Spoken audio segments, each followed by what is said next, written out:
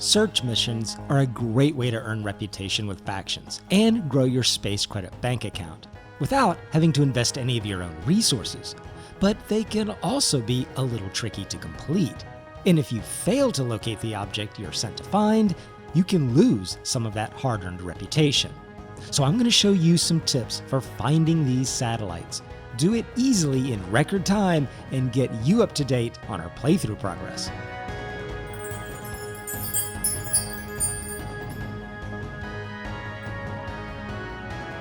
In our last episode, I had made it to the ice lake to set up the base and power station to recharge my carrier ship and power everything.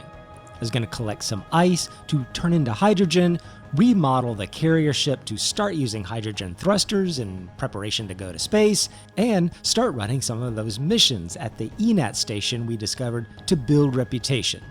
Get money.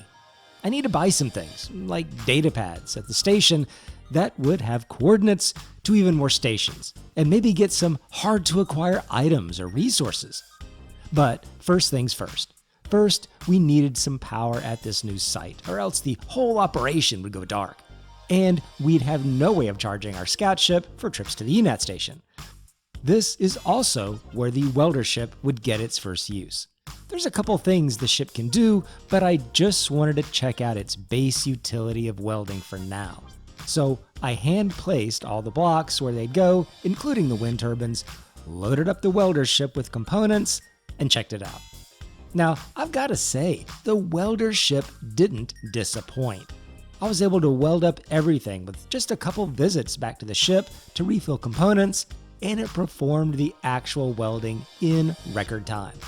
The welder ship was super fast. She's fast enough for you, old man. I'll talk more about the welder later, but for now, with the ship getting charged, it was off with the scout ship to the ENAT station to start grinding some missions. I'm super pleased with the scout ship as well, and I had experimented with it a little bit back at the original base and used it for some salvage retrieval. What I was able to do is fly to one of these special signal satellites, and rather than grinding up all the components, I could lower the ship, snag onto it with one of the mag plates, and fly it back, then deactivate the beacon. I also discovered that once the beacon is deactivated, it wouldn't just disappear on the map when the timer ran down.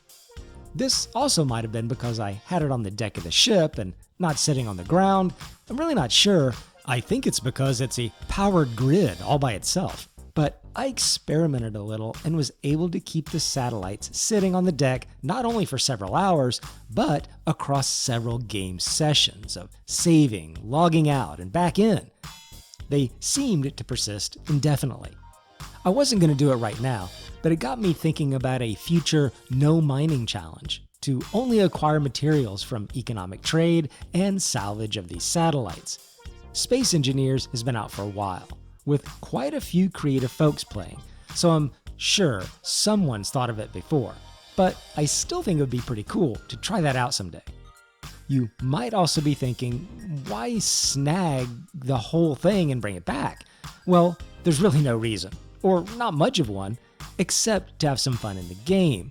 You could salvage the small batteries out of them and reuse them in small builds, or set up a kind of salvage operation for new players where you rove the planet or moon in a Jawa-like rover, selling the more expensive ones for parts. What about that blue one? We'll take that one. Or maybe just display one of every kind of satellite in a museum, or display it at your trade station for decoration. Who knows? But for now, I was off to the ENAT station to do the search missions, and I did quite a few. I did close to 50 of them because I really wanted to nail down the mechanism. About the first 5 I did felt a little hit or miss. I found 2 fairly easily with a little looking around, never found 2 others, and the 5th one I found, but quite luckily as a heavy fog had moved in and I could barely find my way around. And when fog moves in, it really moves in, and it's not a good time to travel. It makes finding anything particularly difficult. But I found a little trick. At first, I had been EVAing, or flying to the site if it was a bit far, landing and looking around for the satellites by using my jetpack. But that was not the way. This is the way. Use a ship. Mine had an antenna and an ore detector, but I don't think the ore detector had anything to do with it. Fly to the site and look for a second signal to show up as you get close. That second signal is your satellite. To increase your chances of having that second signal show up, it seems you need a direct line of sight. So I found it worked best if I gave myself a little altitude as I approached the location. Now, sometimes the signal would show up right away as I approached, but sometimes it wouldn't. So you need to be patient. Take your time and look and pan around with the ship some. It needs to be pretty much right in front of your focus. Move the ship around in that 750 meter radius of the target location and keep looking. The rougher the terrain with hills and all that, and especially if it's an area with those erosion crevices everywhere, it'll be harder to find because that line of sight is harder to get. I was able to pick up the signals at least 1 to 1.5 kilometers away, maybe even a little bit farther, and do that very regularly. So like I said, don't be afraid to get some aerial height when doing the search.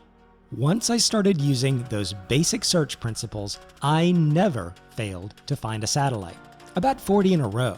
And what was good is that all I had to do is fly my little scout ship close to the satellites and it would register the mission success and self-destruct. I never even had to get out of the ship.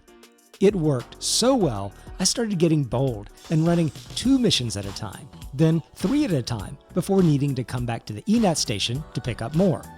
You could even push it to 4, but a couple of those would have to be pretty close to the station, so you could knock those out quickly before traveling farther to get to the other 2, because they are timed missions. Another tip you can use is that even though the missions don't tell you how far away they are from the station before you accept them, or even exactly how much time you'll have, you can get a good idea based directly on the payout provided. A small payout of $12,000 to $15,000 means it'll probably be pretty close, about 2 to 4 kilometers away. A larger payout of, let's say, $35,000 means you're probably looking at a 12 to 14 kilometer away satellite, something like that. So you can judge accordingly how many to pick up. Unfortunately, there's no way to know what direction they're going to be until you accept the mission. They could be in opposite directions, but if you take one at a time and quickly assess if they're sort of in the same direction or not, that can also help determine how many missions you should pick up at one time.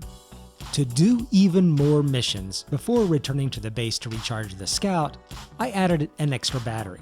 It's what you saw in the last video.